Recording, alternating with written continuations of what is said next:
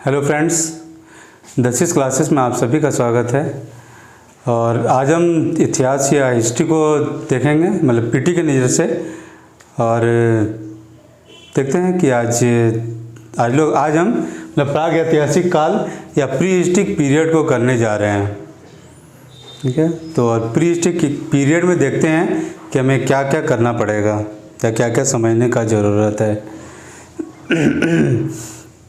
और ये pre historic काल बेसिकली आपका जब से मानव उत्पत्ति में आया था या अस्तित्व में आया है तब से लेकर 300 ईसा पूर्व तक हम करते हैं। इसमें 300 ईसा पूर्व के बाद आपका ब्रॉन्ज एज या आपका कांस्य युग चलेगा, लेकिन 300 ईसा पूर्व से पहले के काल को हम प्राग ऐतिहासिक काल में रखते हैं। ठीक है, और इस प्राग ऐतिहासिक काल को करेंगे उससे पहले कुछ कॉन्सेप्ट को समझना है। 2-3 कॉन्सेप्ट हैं, पहले उसको समझते हैं और उसके बाद फिर देखते हैं कि प्राग ऐतिहासिक काल में क्या क्या चीज़ दिया हुआ है। ठीक है, तो सबसे पहला है तो कि इतिहास को कितने भाग में बांटा गया है, खास करके प्राचीन इतिहास को अगर कहें तो कि कितने भाग में बांटा गया है। तो ये बेसिकली आपका 3 भाग में बांटा गया है। एक है आपका प्री हिस्ट्री, ठीक है, और एक है आपका प्रोटो हिस्ट्री, और एक है आपका हिस्ट्री, यानी कि आपका एक है आपका आद्य, मतलब एक है आपका प्राग इतिहास, एक है आपका आद्य इतिहास और एक है आपका इतिहास। ठीक है, तो प्री हिस्ट्री में हम देखते हैं कि वहाँ पे हमें कोई लिखित साक्ष्य नहीं मिलता है। वहाँ पे सिर्फ कुछ हथियार मिलते हैं, कुछ फॉसिल्स मिलते हैं या जीवाश्म मिलते हैं, जिसके आधार पे हम उस काल को समझने का कोशिश करते हैं। ठीक है, उसके बाद जो आपका प्रोटो हिस्ट्री का काल है, तो प्रोटो हिस्ट्री का काल आपका करीब हड़प्पा काल और वैदिक काल को लिया जाता है भारत के परिप्रेक्ष्य में। और इसमें है कि आपको लिखा हुआ तो मिला है, लेकिन या तो उसे ठीक से पढ़ा नहीं गया है या फिर उसमें कुछ हद तक बढ़ा चढ़ा के लिखा गया है कि बहुत ज़्यादा सटीक, ऐतिहासिक दृष्टिकोण से बहुत ज़्यादा सटीक प्रतीत नहीं होता है।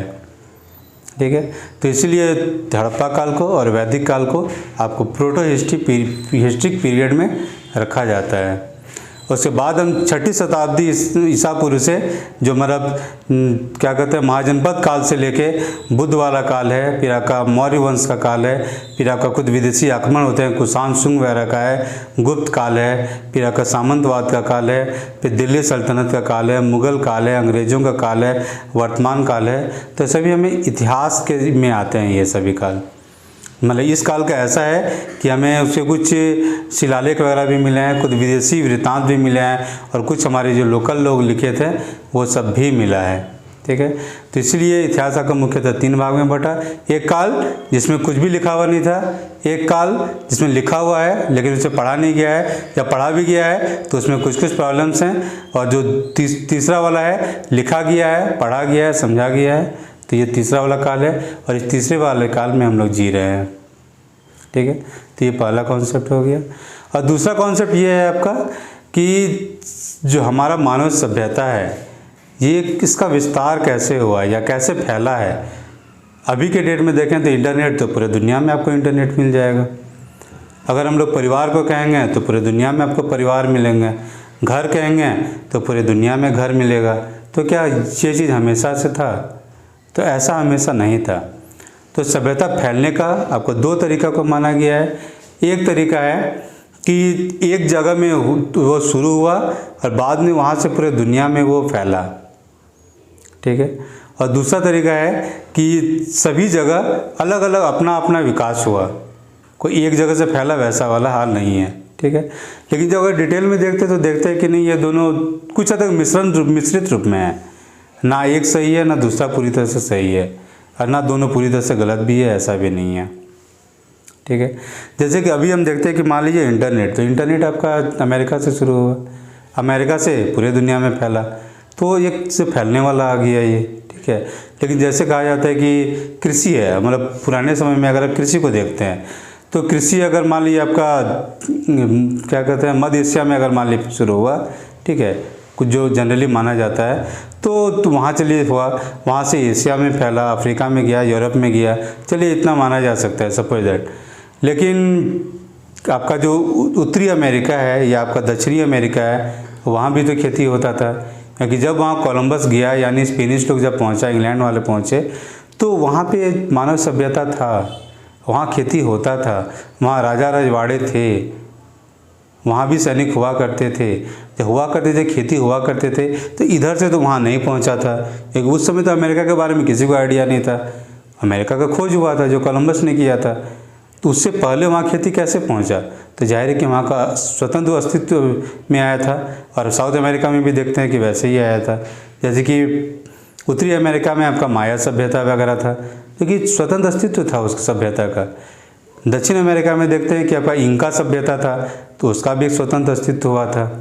ठीक है, तो इस तरह से कह सकते हैं कि कुछ जगह से स्वतंत्र अस्तित्व में भी आए हैं और कुछ जगह से फैला भी है। दोनों के तरह से हमारे सभ्यता का विस्तार हुआ है पूरे दुनिया में। इसके बाद तीसरा कॉन्सेप्ट ये है कि हमारा मानवों का विकास कैसे हुआ है। ठीक है, जैसे कि देखते हैं कि मानव पहले सोकल जो साइंटिफिक थ्योरी के हिसाब से माना जाता है, धर्म के दृष्टिकोण से आपका ईश्वर ने इसकी उत्पत्ति की है अचानक से या जैसे उसने बनाया। लेकिन अगर साइंटिफिक थ्योरी के नज़र से देखा जाए तो है कि पहले आपका मैमल्स वगैरह आया, फिर बंदर तक पहुंचा, फिर बंदर से धीरे धीरे विकास होते होते हम इंसान तक पहुंचे हैं।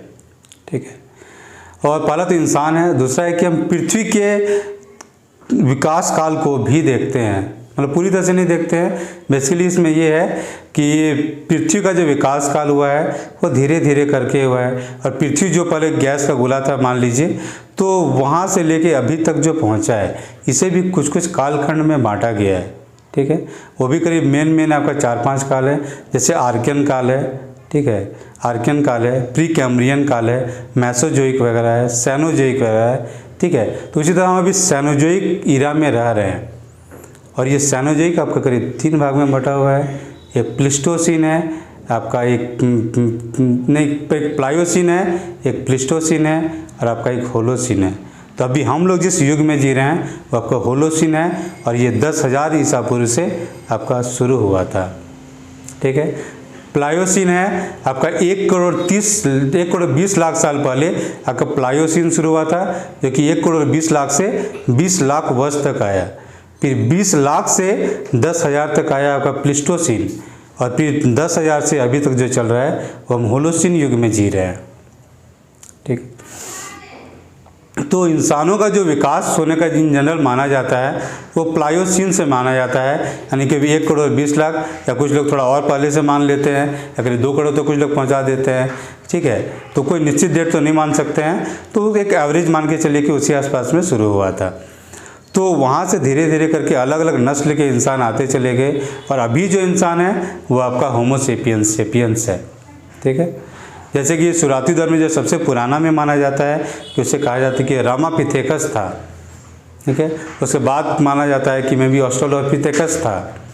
उसके बाद कुछ लोग मानते हैं कि चलिए आपका होमो इरेक्टस था, फिर निएंडरथल वगैरह को लेते हैं, और फिर होमो सेपियन लेते हैं, फिर आपका होमो सेपियन लेते हैं। ठीक है, तो लेकिन इसके बीच में भी बहुत लोग आए हैं। तो जब ये बेसिक चैप्टर जो है आपका बेसिकली आपका जो जेपीएससी मेंस का जो बायोलॉजी वाला पोर्शन है, जहाँ पे मानवों का विकास पढ़ता है, बेसिकली उस जगह का चैप्टर है ये।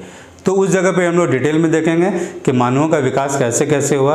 अभी हमने देख लिया कि बेसिकली आपका रामापिथेकस से शुरू होता है और होमो सेपियन तक आता है, जो कि अभी हम लोग ज्ञानी मानव हैं। ठीक है, और जो 20 लाख काल के आसपास जो कि प्लिस्टोसिन काल स्टार्ट होता है, उसी समय करिए अगर जो एक मॉडर्न तरह का जो मानव, मॉडर्न अभी कम नहीं, होमो सेपियन नहीं, लेकिन उससे कुछ थोड़ा प्रिमिटिव या थोड़ा सा कमज़ोर टाइप का इंसान आपका उस समय था कि आपका प्लिस्टोसिन में आया था। और उसका था कि जब वो अस्तित्व में आया तो उसी समय हमारा जो ट्रू घोड़ा है, या अभी का जैसा घोड़ा है वैसा घोड़ा, या अभी का जैसा गाय या बैल है वैसा गाय बैल, या फिर अभी का जैसा हाथी वगैरह है, ये सभी अस्तित्व में उसी समय आए थे। ठीक है, तो उसी समय आए थे और धीरे धीरे अभी तक चल ही रहे हैं, सभी का विकास क्रम चल ही रहा है, धीरे धीरे कुछ कुछ करके सब में सुधार आ रहा है। ठीक है, तो ये, और ऊपर से एक चीज़ और है कि ये सब जो चल रहा था, जैसे आपका हाथी आ जाते हैं, चाहे आपका घोड़ा आ गया, चाहे आपका गाय बैल वगैरह आ गया, जिस रूप में अभी है वैसा, ठीक है। तो ये सब जो विकास चल रहा था ये आपका हिमयुग में चल रहा था।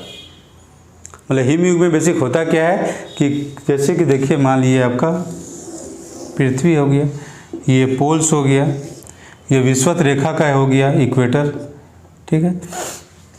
ये हो गया आपका Tropic of Cancer, Tropic of Cancer, ये ट्रॉपिक ऑफ कैप्रिकॉर्न, ठीक है।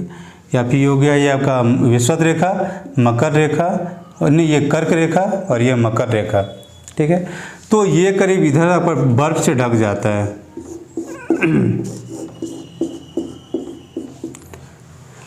करीब इस हाथ के जो कि ये गर्मी वाला इलाका है equator, Tropic of Cancer, Capricorn, ये इलाका जो विषुवत रेखीय इलाका कहते हैं, ये गर्म वाला इलाका होता है। तो ये करीब मान लीजिए नहीं ढका हुआ रहेगा, बाकी बर्फ से ढक जाता है। इस तरह के काल को हम लोग कहते हैं कि आपका हिमयुग, ठीक है, कि पूरा पृथ्वी करीब करीब आपका हिम से ढका हुआ था, ठीक है। तो ये सब जो मानवों का जो गाय बैल का जो विकास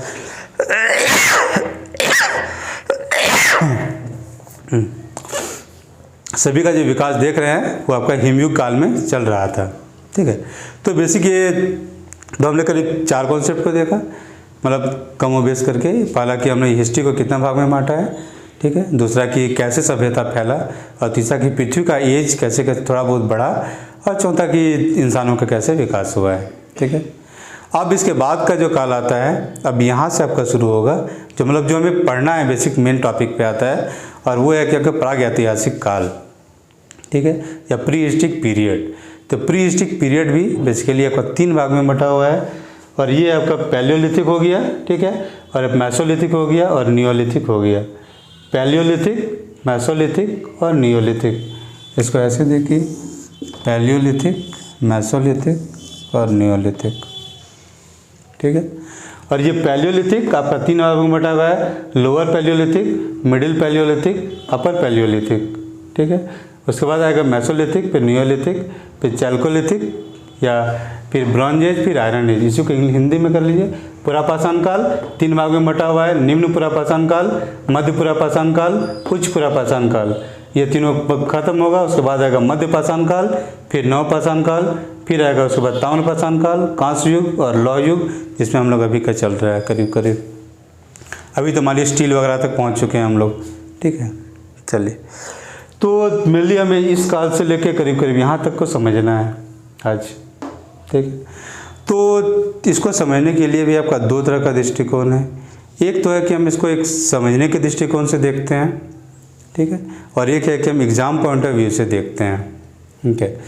तो शुरू में पहले हम लोग इसको समझने के दृष्टिकोण से ही देखते हैं, क्योंकि अगर समझ में आ गया या अगर समझने में मज़ा आया, अच्छा लगा, तो जाहिर है कि एग्ज़ाम पॉइंट ऑफ व्यू से भी तैयारी हो जाएगा। क्योंकि जो चीज़ समझने में मज़ा आता है वो पढ़ने में अच्छा लगता है, और अगर पढ़ने में अच्छा लगता है तो याद तो वो चीज़ ऑटोमेटिक हो जाता है, फिर उसमें बहुत ज़्यादा जोर नहीं लगाना पड़ता है या रट्टा नहीं लगाना पड़ता है उसके लिए, ठीक है। तो बेसिकली हमें इंसानों को समझना है कि इंसानों का ग्रोथ कैसे कैसे हो रहा है। तो शुरुआत में चलिए मतलब बंदर है, बंदर से बनमानुष वगैरह आते हैं, बनमानुष से फिर मतलब थोड़ा बहुत समझदार टाइप का इंसान आ गया। अब जो वो इंसान आ गया, ठीक है, तो क्या वो अकेले में सर्वाइव कर लेगा? तो नहीं। तो शुरुआत में क्या करता है कि वो छोटा छोटा ग्रुप्स बनाता है, ठीक है, और उस ग्रुप्स को कहा जाता है आपका बैंड सोसाइटी, ठीक है। और जब वो बैंड सोसाइटी बनाता है तो उस समय आपका होता है कि तब बैंड बना के करेगा क्या? तो बैंड बना के वो बेसिकली वो शिकार कर रहा होता था, ठीक है। क्योंकि अकेले तो अब मान लो बड़े बड़े जानवर हैं, तो अब अकेले को तो आप मार नहीं सकते हैं। अब बोलेंगे छोटे जानवर है, तो वहाँ पे भी थोड़ा सा लॉजिक है, उस चीज़ को देखते हैं। जैसे कि मान लीजिए हिमयुग का काल है, तो इतना दूर तक तो मान लीजिए चलिए आपका बर्फ़ से ढका हुआ है। ये इस इलाका में आपको जानवर मिलेगा या इंसान मिलेगा। अब जब यहाँ बड़े बड़े जानवर रहेंगे तो जाहिर है कि छोटे छोटे जानवरों को साफ करना आसान हो जाएगा, ठीक है। अब जब ज़्यादा इलाका रहेगा तो छोटे जानवर भी छुपे छुपे रह सकते हैं, और यहाँ की कम इलाका है तो जाहिर कि बड़े जानवर मतलब बड़े जानवर के डर से छोटे जानवर यहाँ वहाँ छुपे रहेंगे या फिर कम मिलेंगे या कुछ भी हो सकता है, ठीक है। तो ये लोग उस समय बड़े बड़े जानवरों का शिकार किया करते थे शुरुआती दौर में, और शुरुआती जो बैंड सोसाइटी के काल में, और उस काल में ये होता था कि ये लोग ग्रुप में शिकार करते थे, ग्रुप में जाते थे और बड़े जानवरों का शिकार करते थे, और उसको मारने के लिए जो इनका हथियार होता था वो भी थोड़ा बड़ा होता था, और वो जो उसमें हथियार का उपयोग करते थे वो था आपका हैंड एक्स, क्लीवर, चॉपर आदि। ठीक है, तो बेसिकली इस काल को हैंड एक्स कल्चर कहते हैं कि हस्त कुठार का काल था बेसिकली ये। ठीक है, कि हाथी से कुल्हाड़ी टाइप का उपयोग करते थे और जाके मारते थे उससे। ठीक है, तो उस काल के बाद जो मतलब एक बैंड सोसाइटी हो गया, उसके बाद के काल में आता है कि आपका ये लोग फ्लेक कल्चर आता है उसके बाद के काल में, जो कि मध्य पाषाण काल में आता है। ये पूरा पाषाण काल में एक फ्लेक कल्चर है। पहले के काल में आपका क्रूर हथियार उपयोग करते थे, जो पत्थर का बीच वाला भाग होता था उसका उपयोग करते थे वो लोग, क्योंकि सबसे मजबूत पत्थर वही होता था। बाद में छिलका से ठोक ठोक के हटा देते थे। अब जो फ्लेक कल्चर आया, तो फ्लेक कल्चर में फलक संस्कृति भी कहते हैं इसे, तो यहाँ पे जो छिलका को हटा देते थे, अब छिलका को रगड़ के नुकीला करने लगे और उसका वो लोग उपयोग करने लगे मीट उट को छिल उल के खाने के लिए। ठीक है, अब बोलिए कि अचानक से ये बदलाव कैसे आ गया, तो बदलाव ऐसे आता है कि शुरुआती दौर में आपका इंसान जो रामापिथेकस था उसके दिमाग का साइज आपका कम था, मतलब करीब 600 सीसी के आसपास में। ठीक है, और बाद में जो आपका बढ़ के अब धीरे धीरे करके बढ़ते चले जाता है उसका दिमाग का साइज, और ये बढ़ के करीब अभी के डेट में माना जाता है करीब 1500 सीसी या करीब 1700 सीसी के आसपास तक ये पहुँचा हुआ है। और सीसी बेसिकली आपका क्यूबिक सेंटीमीटर है। जैसे गाड़ी का सीसी मत मान लीजिएगा कि गाड़ी का कितना पावर है। ठीक है, जैसे मोबाइल बाइक या मतलब या बुलेट वगैरह में देखते हैं कि सीसी में ये होता है, तो वो सीसी यहाँ नहीं है, ये क्यूबिक सेंटीमीटर, मतलब कितना क्यूबिक सेंटीमीटर है। ठीक है, तो इस तरह से देखते हैं कि आपका दिमाग का साइज धीरे धीरे बढ़ रहा है। अगर दिमाग का साइज छोटा से बड़ा हो रहा है तो उसमें न्यूरॉन्स का भी, दिमाग न्यूरॉन्स से बना होता है काफ़ी हद तक, बहुत सारी चीज़ें लेकिन न्यूरॉन्स भी हैं। अब न्यूरॉन्स से बना तो जैसे जैसे दिमाग का साइज बड़ा होगा तो न्यूरॉन्स की संख्या बढ़ते जाएगी। अब दिमाग का न्यूरॉन्स का संख्या बढ़ेगा तो दिमाग का सोचने का क्षमता या कैलकुलेशन करने का क्षमता बढ़ते चले जाएगा, और जैसे जैसे बढ़ते चले जाएगा इंसान नया नया चीज़ करते चले जाएगा। कहाँ पहले आपका जंगल में बिना कपड़ा का घूम रहा था, और कहाँ देखिए अभी हम इंटरनेट के युग में हैं कि हम कहीं और बैठे हैं, आप कहीं और बैठे हैं और हम क्लास ले रहे हैं। तो हम लोग मानव का विकास देखिए कहाँ तक पहुँच गया, दिमाग का एप्लीकेशन से ही, और दिमाग का साइज बढ़ते गया उससे। और मानव का दिमाग सबसे बड़ा होता है पूरे मतलब पृथ्वी में। हाथी भले बड़ा है लेकिन हाथी का दिमाग ही छोटा होता है, और इंसान का दिमाग सबसे बड़ा है।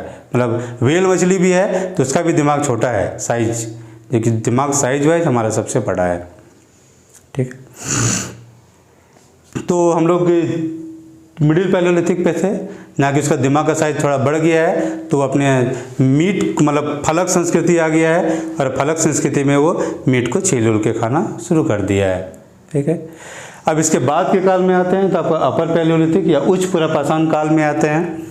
और उच्च पुरापाषाण काल में इंसानों ने आग का खोज कर लिया, दो पत्थर को टकरा के आग को कैसे उत्पन्न करके आग जलाया जा सकता है, इस चीज़ को उसने ऑब्जर्व कर लिया।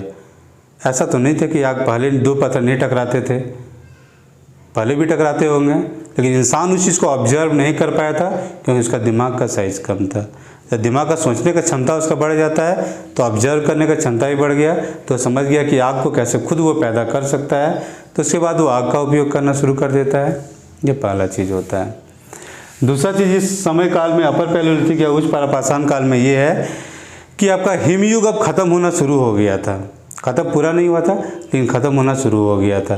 जब ख़त्म होना शुरू हो जाएगा तो ये सब इलाका में जो आपका नदी नाला या फिर झील जो भी है सब आपका बर्फ़ से ढका हुआ था। अब है कि बर्फ़ पिघल जाएगा तो वो बहना शुरू कर देगा पानी, या निर्मल जल हो जाएगा। अब जल हो जाएगा तो उसमें मछली मिलना शुरू हो जाएगा।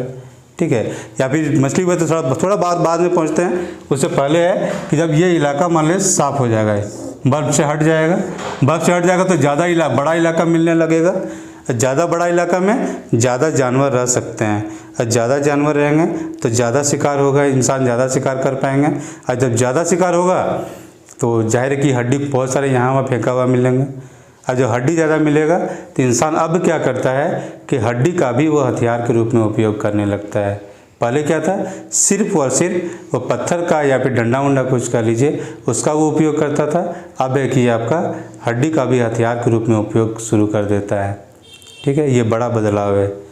इसके बाद एक चीज़ और होता है यहाँ पे कि इंसान अब पेंटिंग करना शुरू कर देता है। ठीक है, गुफा के अंदर में कुछ कुछ वो पेंट करने लगता है। और भारत में जो सबसे पुराना पेंटिंग मिला है वो इसी काल का मिला है और वो हमें भीमबेटका के गुफा से मिला है। बार बार क्वेश्चन रिपीट होता है तो इसे याद रखिएगा कि भीमबेटका से गुफा में हमें भारत का सबसे पुराना पेंटिंग मिला है और भीमबेटका आपका मध्य प्रदेश में स्थित है। ठीक है, इसके अलावा इस काल में एक चीज़ और होता है कि इसी समय आपका होमो सेपियंस भी अस्तित्व में आते हैं। ठीक है, और काल कब कब किस काल में है वो हम थोड़ा जब एकेडमिक तरीके से पढ़ाएंगे उस समय बताएंगे, लेकिन अभी मान लीजिए कि इसी काल में आपका होमो सेपियंस अस्तित्व में आते हैं। ज्ञानी मानव आए और फिर धीरे धीरे से आप अपना यहाँ तक आते हैं और सभ्यता का विकास करते चले जाते हैं। ठीक, अब इसके बाद के जो काल आता है वो है आपका न्यूलिथिक एज, नहीं मेसोलिथिक एज, अपर के बाद मेसोलिथिक आता है या मध्य पाषाण काल आता है। तो मध्य पाषाण काल में भी कुछ बदलाव आता है। यह बहुत लंबा काल नहीं था, बहुत छोटा काल है ये। और इस काल में बदलाव ये आता है कि अब हथियार का जो आकार है बहुत छोटा छोटा हो जाता है।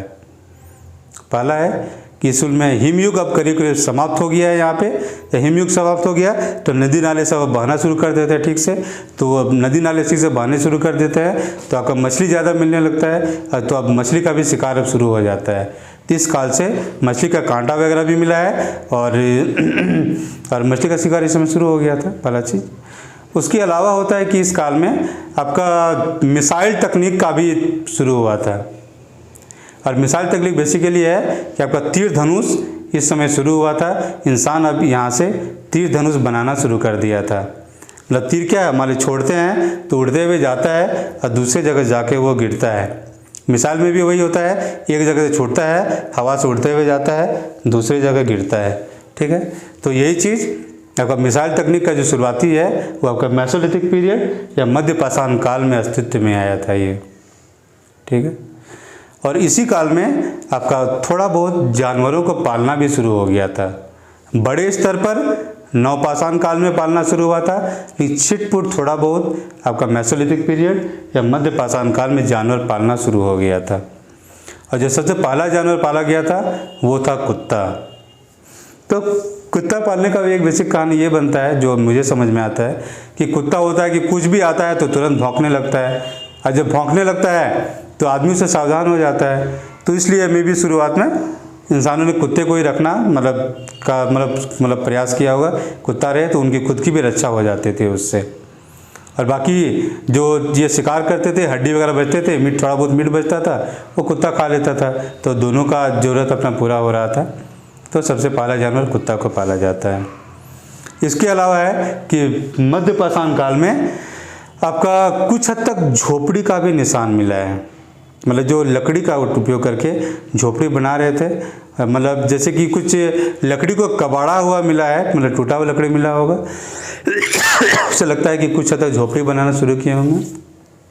और कुछ हद तक युद्ध का भी वहाँ पे मिला है प्रमाण। ठीक है, और ये जो बेसिकली मिला है ये सराय नहर राय और महादहा में मिला है। क्या, सराय नहर राय और महादहा में मिला है। ठीक है, उसके अलावा इस काल में एक चीज़ और बदलाव आता है कि इस काल में आपका ब्लेड बनने लगते हैं। ठीक है, ब्लेड मतलब जो पतले से, या अभी का मेटल ब्लेड मत समझिएगा कि उतने पतले बन रहे थे, ये पत्थर के ही ब्लेड काफ़ी पतला करके छिलने लायक वो बनाते होंगे। तो ब्लेड बनना शुरू हो गए थे आपका नवपाषाण काल में, मतलब मध्य पाषाण काल में। ठीक है, और जो हथियारों की जो आकार था वो बहुत छोटा हो गया था, करीब 1 सेंटीमीटर से लेके आपका 8 सेंटीमीटर करीब इतना होगा। तो इतना छोटा छोटा हथियार अब बनाना शुरू कर दिए थे ये लोग। ठीक है, तो इतना सारा जो बदलाव हुआ था ये आपका मध्य पाषाण काल में हुआ था। ठीक है, और जब इस काल का सबसे इंटरेस्टिंग बदलाव आता है जो मानव सभ्यता का यहीं से मेनली विकास होता है, और वो है आपका नवपाषाण काल में। ठीक है, तो देखते हैं कि नवपाषाण काल में क्या क्या हो रहा है।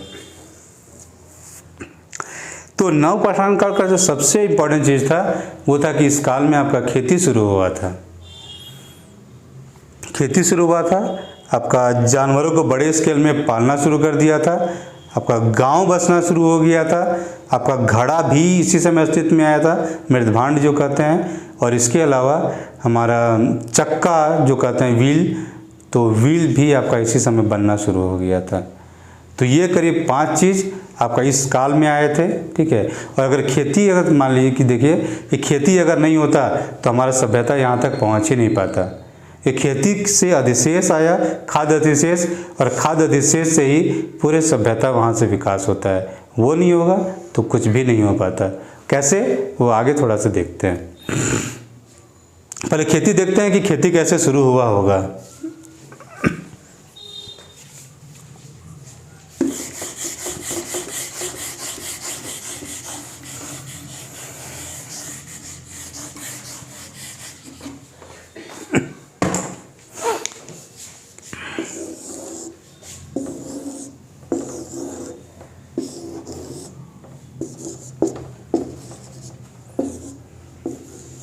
ठीक है, मान लीजिए कि ABCD आपका 4 जगह है, ठीक है।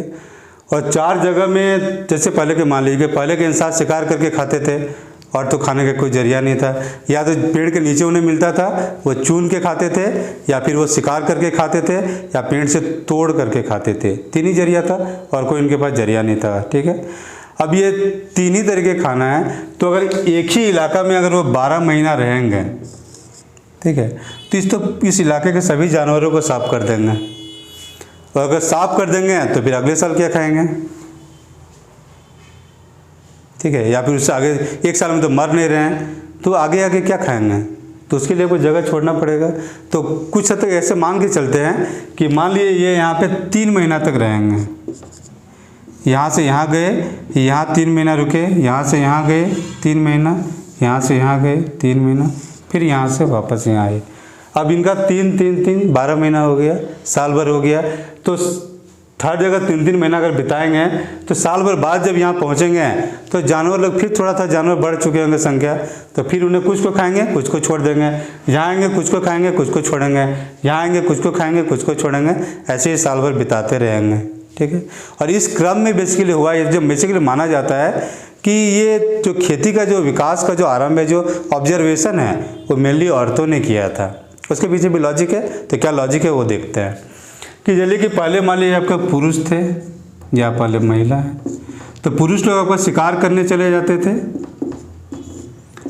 और महिला मान लिया अगर घर में, महिला भी पहले शिकार करती थी, लेकिन अगर मान लिया अगर प्रेग्नेंट वगैरह हो जाती है या छोटा बच्चा रहता है तो उसे घर में रुकना पड़ेगा। घर में क्या, घर तो पहले था ही नहीं, ठीक है, गुफा या कुछ भी है, वहाँ रुकना पड़ेगा।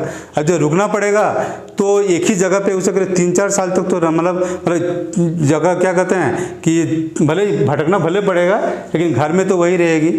घर में रहेगी तो आसपास के चीज़ों को भी वो ऑब्जर्व करेगी।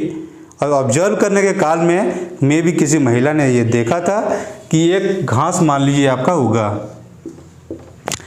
2-3 महीना बाद इसमें कुछ कुछ दाने लग गए, ठीक है। अब उसने खा के देखा होगा, ये पहले खाने पीने का जरिया वही था, कोई भी चीज़ दिख जाए खा के देखिए, अगर अच्छा लगे तो खा लीजिए, अगर विषैला टाइप के लगे, तीता लगे तो मत खाइए। तो खा के देखा होगा, उसे ठीक लगा होगा तो इसने खाया होगा, ठीक है। अब खाया होगा तो जितना मिला होगा खा लिया होगा इसने। फिर ये आगे बढ़ गई। अब लगातार अगर 2-4-5 साल तक ये औरत अगर यहीं आती है और यहीं खाने के लिए मिल जाता है, तो इसके दिमाग में ये ख्याल तो आ ही सकता है कि ये 2-3 महीना में होने वाला एक फसल है, ठीक है। और इसे अगर प्रकृति में खुद होता है तो ये खुद भी तो कर सकती है, या किया जा सकता है, ठीक है। तो जैसे कि मान लीजिए छोटे से इलाका में मान लीजिए हो रहा था, तो थोड़ा बड़े इलाका में ये खुद भी तो कर सकती है, कर लेगी तो कोई खाने के लिए उतना भटकने का टेंशन नहीं रहेगा। और भटकने का अगर टेंशन नहीं रहेगा तो जाहिर है कि ज़िंदगी में थोड़ा सा शांति रहेगा, आराम रहेगा, ठीक है। तो यहाँ पे रोल आता है कुछ कुछ एक हिम्मती आदमी होते हैं, या जो एंटरप्रेन्योरशिप का जिसमें दिमाग होता है, या जिसमें थोड़े हिम्मत वाले होते हैं। क्योंकि नया काम जब तक हिम्मत नहीं हो तब तक आप नहीं कर पाते हैं, ठीक है। तो कोई डेयरिंग इंसान होगा जिसने इस चीज़ को मतलब अपने पति से किसी से शेयर किया होगा, और उसने इस काम को करने का सोचा होगा कि चलो हम यहाँ पे रह के कुछ खेती टाइप करने का कोशिश करते हैं, ठीक है। अगर सक्सेस हुआ तो ठीक, फेलियर हुआ तो भी ठीक। जंगल में जाके लाके शिकार करके खा ही रहे हैं या चुन के खा ही रहे हैं, अगर करते हैं, सफलता मिल गई तो अच्छा है कि कुछ हद तक आराम से खा पाएंगे। ठीक है, तो मान लीजिए यहाँ पे आता है और ये इतने बड़े इलाका में एक बार वो खेती करता है, 3 साल में फसल हुआ, और चलिए ये जो फसल हुआ उससे करीब मान लीजिए 6 महीना तक खाने का जुगाड़ हो गया। ठीक है, 3 महीने तो रुकना ही था और 3 महीने एक्स्ट्रा कर लीजिए, तो यहाँ जाके जो भटक के खाना पड़ता वो ये बैठ बैठ के यहाँ पे खा सकता है ये।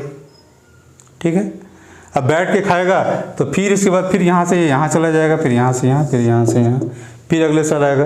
फिर इसके दिमाग में ये ख्याल तो ज़रूर आएगा कि अगर एक बार खेती की है तो थोड़ा इतना बड़ा इलाका में खेती की है तो 3 महीना हम बैठ के खा पाएँ, थोड़ा और बड़ा कर लेते हैं तो और ज़्यादा दिन बैठ के खा पाएंगे। तो मान लीजिए इतना बड़ा इलाका में खेती कर लिया, अब इसके पास अगर साल भर का खाना हो गया या जो अन्न पैदा कर लिया, अगर अन्न पैदा कर लिया तो फिर ये आराम से रहेगा बैठ के, इसको खाना के लिए भटकने का ज़रूरत नहीं पड़ेगा। और अगर नहीं भटकेगा तो जाहिर है उसके लिए आपको एक जगह रुकना पड़ेगा या रुका ही रहेगा, क्योंकि भटकने का कहाँ ज़रूरत है। ठीक है, अब अगर एक आदमी अगर भटकने का ज़रूरत नहीं है, वो आराम से बैठ बैठ के खाएगा, कहीं कुछ ज़्यादा झमेला नहीं पालना है, तो दूसरे आदमी भी अगर उसे देखेंगे तो उसे देख के अट्रैक्ट होंगे। अगर ये आराम से रह सकता है तो हमें भी वो काम करना चाहिए जिसको करके ये आराम से रह रहा है। तो इसको देखा देखी में अगर मान लीजिए 2-4 आदमी और मिल जाते हैं जो यहाँ खेती करना शुरू कर देते हैं। ठीक है, और जब ये 2-4 आदमी और मिलके खेती करना शुरू कर देंगे तो जाहिर है कि क्या कहते हैं कि एक छोटा सा समाज टाइप का छोटा कबीला बन सकता है। यहाँ पे एक छोटा कबीला कर लीजिए उसे, या फिर एक छोटा गांव कर लीजिए उसे, कि 2-4-5-10 परिवार मिलके एक आपका छोटा गांव बन गया। ठीक है, अब यहाँ से देखेंगे कि गांव का निर्माण कैसे होता है। ठीक है, अब ये एक गांव बन गया, तो अब इसे मिटाते हैं, फिर देखते हैं गांव कैसे बन रहा है।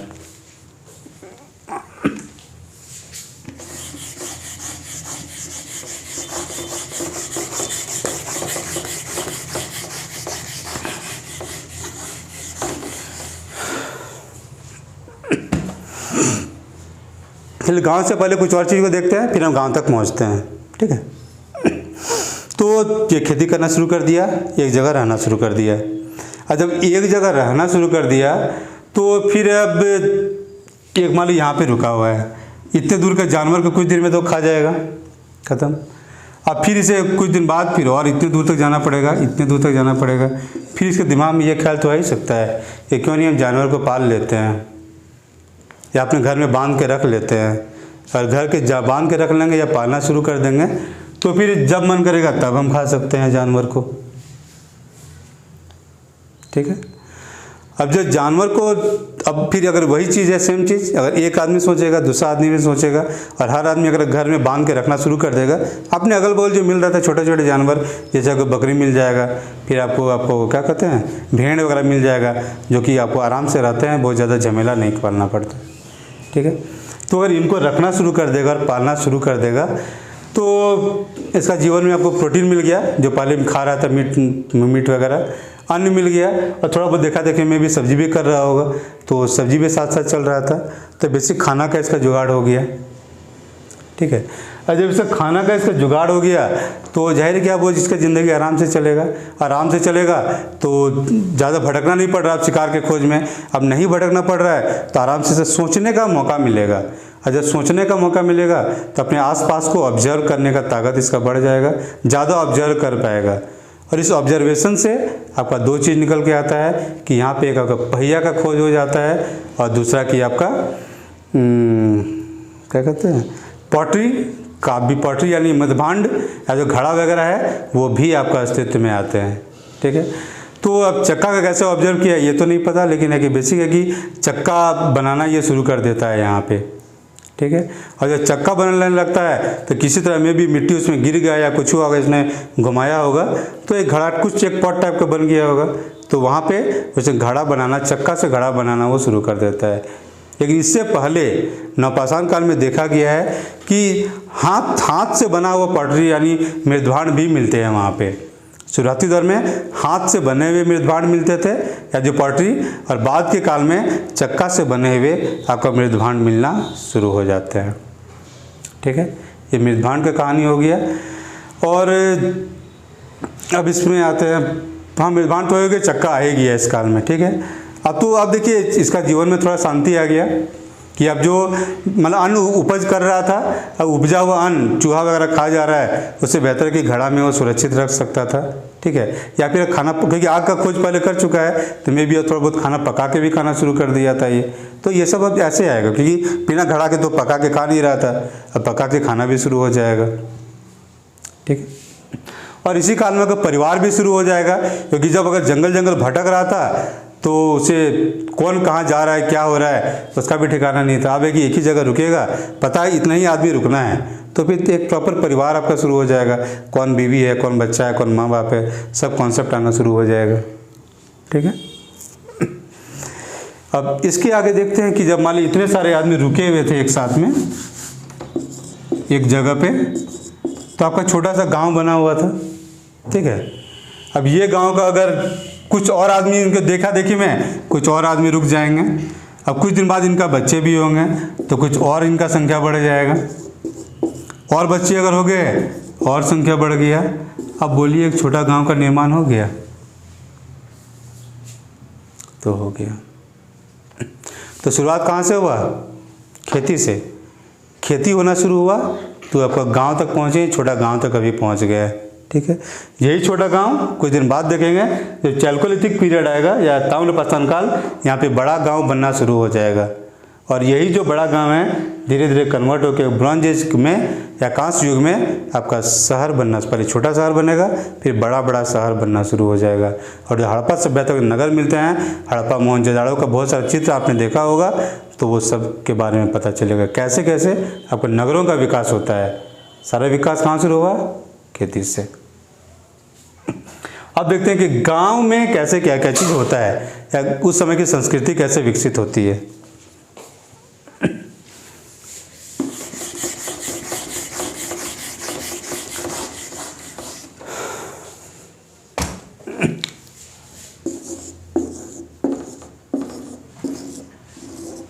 ठीक, मान लीजिए इतने सारे परिवार हैं, ये खेती करने में बहुत अच्छा है, ये मान लीजिए चमड़ा का काम बहुत अच्छा करता है, ये आपका लकड़ी का काम बहुत अच्छा करता है, ठीक है, ये नाचता बहुत अच्छा है, ये गाता बहुत अच्छा है, और ये चलिए लड़ाई में अच्छा है, ठीक है। खेती सभी कर रहे हैं, लेकिन सभी में सभी गुण बहुत अच्छा हो ये ज़रूरी नहीं होता है। ये आदमी खेती में अच्छा हो सकता है, ये खेती कर रहा है लेकिन जो चमड़ा का काम है ये थोड़ा सा बेहतर कर सकता है, ठीक है। ये लकड़ी का काम है ये थोड़ा बेहतर कर सकता है, ये नाच गाना ये वो सब कर सकता है अलग अलग तरीके से। तो ये इसे बोल सकता है कि तुम मेरा चमड़ा का कर दो, मैं तुम्हें इतना धान दे दूंगा या इतना गेहूँ दे दूंगा। इसे कह सकता है तुम मेरे लकड़ी का काम कर दो, मैं तुम्हें इतना धान या गेहूँ दे दूंगा, हो सकता है। या तुम मेरे लिए नाचो तो मैं तुम्हें इतना धान या गेहूँ दे दूंगा। अब देख लें कि एक बार्टर सिस्टम या जो वस्तु विनिमय प्रणाली आपका यहाँ शुरू हो रहा है। एक वस्तु दो, एक वस्तु लो, ठीक है। तो देखिएगा धीरे धीरे कैसे समाज बन रहा है। तो एक होगा कि आपका सामान का लेन देन स्टार्ट हो जाएगा, ठीक है। अब अगर एक इलाका में अगर छोटे से गांव में अगर सामान का लेन देन स्टार्ट हो रहा है, ठीक है, मान लीजिए ये आपका झारखंड का गांव है, मान लीजिए ये आपका बिहार का गांव है, ठीक है। तो यहाँ पे खेती बहुत अच्छा नहीं हो सकता है, ज़्यादा उत्पादन नहीं होगा, तो आपको दूसरे से लेना पड़ेगा, अभी भी ले रहे हैं, ठीक है। मान लीजिए खेती वाला यहाँ से सामान देंगे तो ये यहाँ से इसे जानवर दे सकते हैं कि यहाँ पे पहाड़ी इलाका है, पेड़ पौधा ज़्यादा है तो जानवर यहाँ ज़्यादा होता है, जानवर भेजेंगे तो वस्तु विनिमय, ठीक है। याद रखिएगा सिक्का अभी तक नहीं बना है, सिक्का का आविष्कार नहीं हुआ है, ठीक है। सिक्का का आविष्कार आपका पूरे हड़प्पा सभ्यता में नहीं हुआ था, आपका महाजनपद काल में जब जाएंगे, जब बुद्ध महावीर वगैरह का काल आएगा तब आके सिक्का का विकास होता है, ठीक है। तो ये आपको लेन देन हो गया, तो अंतर क्षेत्रीय व्यापार स्टार्ट हो गया, ठीक है। मान लीजिए बिहार ही है, मान लीजिए इधर, और चलिए मान लीजिए इधर आपका मान लीजिए पंजाब है, पंजाब है, ठीक है। चलिए मान लीजिए इधर आपका आसाम है, तो सभी जगह से तो आपका व्यापार शुरू हो सकता है। और जब व्यापार शुरू हो जाता है तो इंसानों का इनकम बढ़ जाता है। और जब इनकम बढ़ जाता है तो इंसान के जीवन में 3 तरह का मुख्य बदलाव आते हैं। और 3 बदलाव क्या होते हैं वो देखते हैं।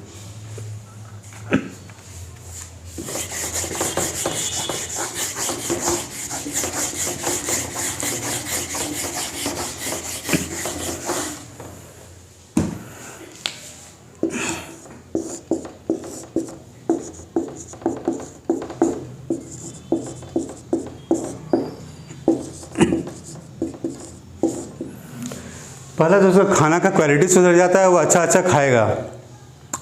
दूसरा है कि वो अच्छा कपड़ा पहनेगा, जो कि आजकल अभी भी देखते हैं जिसका भी इनकम बढ़ जाता है सबसे पहले यही 2 में सुधार आता है। तीसरा है कि वो अच्छा से अपना घर बनाएगा।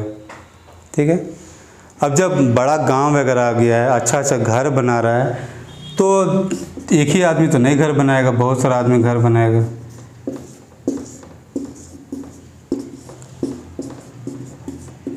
और बहुत सारा आदमी अगर घर बनाएगा तो बोलिए अब यहाँ से छोटा सा नगर का विकास नहीं हो जाएगा। यही जब बड़ा होगा तो ये बड़ा नगर के रूप में विकास हो जाएगा। तो धीरे धीरे कैसे खेती से कैसे व्यापार शुरू हुआ, कैसे अलग अलग वर्ग उत्पन्न हुए, क्योंकि जैसे मान लीजिए चमड़ा का काम कर रहा है, ठीक है, ये अगर इसका बच्चा होगा घर में देखेगा चमड़ा का काम हो रहा है, ये भी अच्छा होगा, ये भी सीख जाएगा, ये भी करेगा।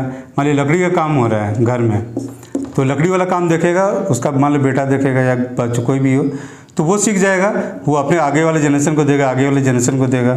तो एक तरह से एक वर्ग बन रहा है, अलग अलग वर्ग का जहाँ निर्माण हो रहा है। ठीक है, तो अलग अलग निर्माण या समाज कैसे बन रहा है हम वो भी यहाँ पे देख रहे हैं। रीजनल लेवल पे कैसे व्यापार हो रहा है वो भी देखें, छोटा टाउन का डेवलपमेंट कैसे हो रहा है वो भी देख रहे हैं, और कैसे अपना हर तरह का सुधार हो रहा है।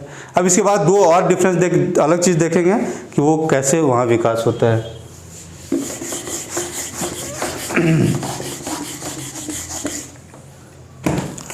और इसमें है कि एक तो है आपका राजनीति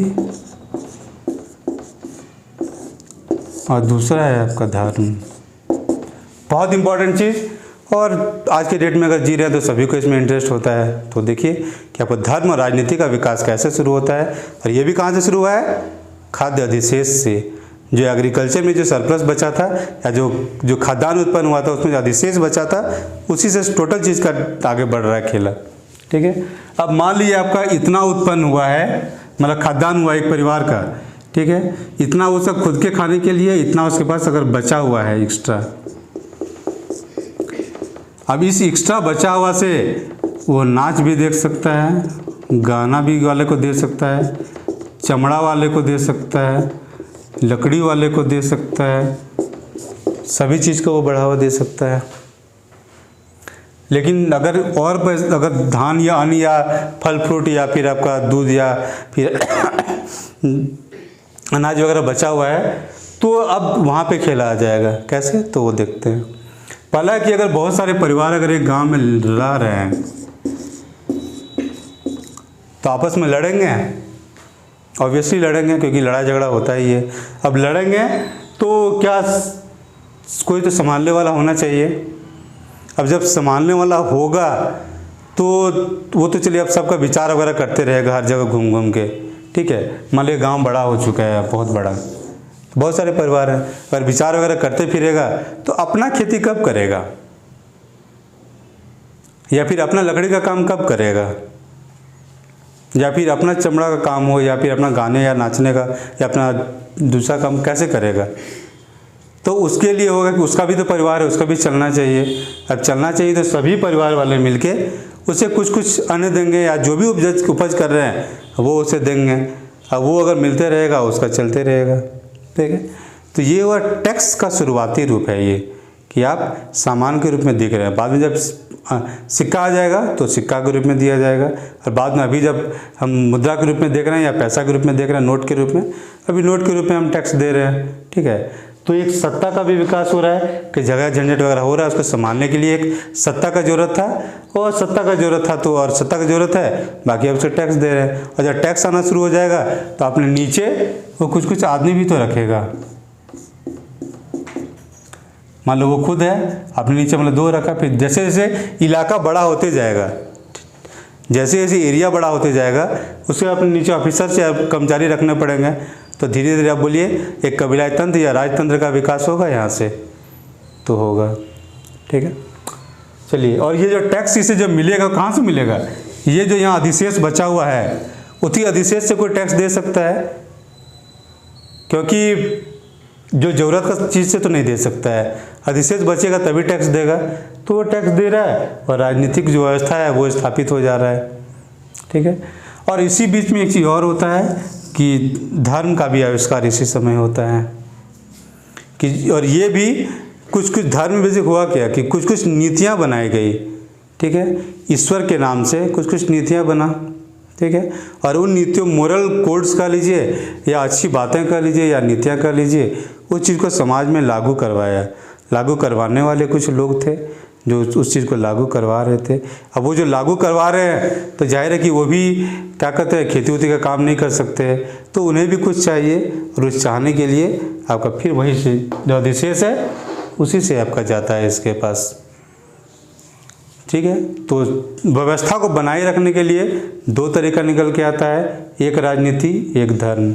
दोनों का काम क्या है कि दोनों शांति स्थापित करते हैं और मानवता को या जो सभ्यता है उसको आगे बढ़ाने का वो लोग मतलब योगदान देते हैं। ठीक है, तो इस तरह से देख लेते हैं कि हमारा जो गांव कैसे विकास हुआ, एक गांव का समाज का विकास कैसे होता है, नगर कैसे आता है, राजनीति का विकास कैसे हुआ, धर्म का कैसे विकास होता है। और ये बेसिक लेवल पे हमने देखा, और आगे जैसे जैसे अलग अलग चैप्टर्स आते जाएंगे तो अलग अलग रूप में देखेंगे कि कैसे कैसे हर जगह ये लागू होता है, ये सब बेसिक चीज़ें। ठीक, तो आप देखते हैं कि फैक्चुअल रूप में हमें एग्ज़ाम के दृष्टिकोण से क्या करने का ज़रूरत है। ये सिर्फ समझने के लिए ज़रूरत था कि मतलब उस काल में कैसे क्या हुआ था, क्योंकि अगर ये समझ गए तो अब जो फैक्चुअल चीज़ आने वाला है वो थोड़ा सा इंटरेस्टिंग और अच्छा लगेगा कि हाँ ये अगर कर रहे हैं तो हम ये सब चीज़ समझने का मौका मिलेगा। चलिए देखते हैं आगे।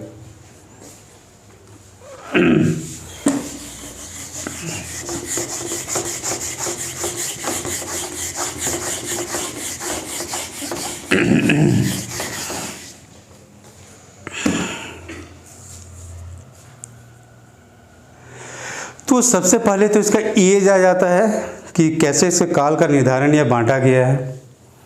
जैसे पैलियोलिथिक एज है तो ये कब से कब तक था, लोअर पैलियोलिथिक, मिडिल, अपर, कब से मेसोलिथिक, नियोलिथिक, चैल्कोलिथिक और कब कब था। तो सबसे पहला तो यही जानना है, तो देखते हैं एक एक करके। तो पैलियोलिथिक बेसिकली था कि आपका 20 लाख साल से आपका देखिए 20 लाख नहीं, वो बेसिकली 5 लाख से लिया जाता है। 20 लाख तो बहुत ज़्यादा कुछ मिलता नहीं है, तो बेसिकली पढ़ने के हिसाब से 5 लाख ले लिया जाता है। तो 5 लाख साल से आपका 50,000 साल तक लिया जाता है। ठीक है, नहीं रुकिए, 5 लाख साल से 10,000 तक लिया जाता है ईसापुर। इसमें है कि आपका 5 लाख से 50,000 तक आता है। इसमें है 50,000 से 40,000 तक आता है। इसमें है 40,000 से 10,000 तक आता है। आ गया 5 लाख से 10,000, ये तीनों काल इसी में आ जाता है ये। ठीक है, 5 से 10 तक, 5 लाख से 50,000, 50,000 से 40,000, 40,000 से 10,000 साल। और ये सब साल जो है वो ईसा पूर्व में चल रहा है। ठीक है, मेसोलिथिक में है ये 10,000 ईसा पूर्व से आपका 6,000 ईसा पूर्व तक है। नियोलिथिक है तो आपका 6,000 से करीब 3,000 ईसा पूर्व BC। ठीक है, और 3500 या 3,000 के आसपास से कर लीजिए तो आपको चैल्कोलिथिक पीरियड आ जाता है। 3500 से 3,000 इसी से आगे चलता है आपका चैल्कोलिथिक। और ये करीब आपका कितना चलेगा, मतलब 3500 से ले लीजिए तो करिए आपका 3000-2500 तक चलेगा मान लीजिए। और फिर इसके बाद आपका ब्रॉन्ज एज में आपका हड़प्पा काल आ जाएगा। ठीक है, तो इस तरह से आपका काल में बांटा हुआ है और किस काल में कैसे कैसे क्या हुआ वो थोड़ा सा हम देखते हैं। तो जो आपको लोअर पैलियोलिथिक था 50 लाख से 5 लाख से 50,000 ईसा पूर्व में, इस काल में होता है कि बैंड सोसाइटी जो मैंने कहा था वो आता है। ठीक है, उस समय का जो सबसे प्रमुख जो स्थल है वो है आपका सोहन वैली या सोहन घाटी। ये सोहन घाटी अभी आपका पाकिस्तान के इलाका में पड़ता है। ठीक है, उसके बाद आता है कि इस काल को आपका हस्त कुठार का काल कहा जाता है, क्योंकि हस्त कुठार इस समय का सबसे प्रमुख हथियार हुआ करता था। और इस काल में कुछ कुछ स्थल में मिले या साइट्स में मिले हैं जो इसका जो मतलब लोअर पैलियोलिथिक काल का जो स्थल है, तो उसमें यहाँ से आपका आ जाता है आपका आदमगढ़ जो कि आपका एमपी में पड़ता है। ठीक है, आपका बेलन वैली जो कि आपका यूपी में पड़ता है। ठीक है, इसके अलावा आपका भीमबेटका है जो कि वो भी एमपी में पड़ता है। ठीक है, और सोहन वैली तो मैंने बता दिया कि आपका इधर पड़ता है, क्या कहते हैं कि पाकिस्तान के इलाका में पड़ता है। और फिर आपको झारखंड वगैरह के इलाका में, हजारीबाग वगैरह के इलाका में, उड़ीसा बंगाल इलाका में कुछ कुछ पाया जाता है। और जब दक्षिण भारत जाते हैं तो मद्रास से लेके कर्नाटक लेके आंध्र प्रदेश वगैरह महाराष्ट्र में सभी जगह आपका लोअर पैलियोलिथिक या निम्न प्रापाषाण काल के आपके स्थल मिलते हैं। लेकिन जो सबसे इम्पॉर्टेंट साइट था वो था आपका सोहन वैली, जो चीफ उसी को रखा है, क्योंकि सबसे बड़े स्तर पे मतलब इस काल का सामान उसी जगह से मिला था। ठीक है, और इस काल में 2 इम्पॉर्टेंट जगह भारत में और हैं जहाँ पे आपका हस्त कुठार मिला था, वो है आपका पलवरम जो कि आपका मद्रास या तमिलनाडु में है, और एक आपका अतिरम पक्कम। पलवरम और अतिरम पक्कम 2 इम्पॉर्टेंट जगह है जो कि आपका मद्रास या दक्षिण भारत में आपको तमिलनाडु में मिला था। ठीक है, और भीमबेटका याद रखिएगा कि भीमबेटका आपका इस काल में था। इस काल में भीमबेटका में लोग रहते थे, लेकिन पेंटिंग अभी नहीं मिला है। पेंटिंग कब मिलेगा? तो अपर पैलियोलिथिक या उच्च प्रापाषाण काल में यहाँ से पेंटिंग मिलेगा। ठीक है, तो अब मिडिल पैलियोलिथिक या फिर मध्य प्रापाषाण काल को देखते हैं। तो इस काल में आपका फलक संस्कृति था। ठीक है, और इस काल का जो सबसे प्रमुख स्थल था वो था आपका नेवासा। ठीक है, नेवासा इसका सबसे प्रमुख स्थल है। इस समय फलक संस्कृति है, और जो सबसे प्रमुख हथियार थे वो थे आपके फलक। इसके लिए फलक ही इस समय या फिर कहिए कि आपका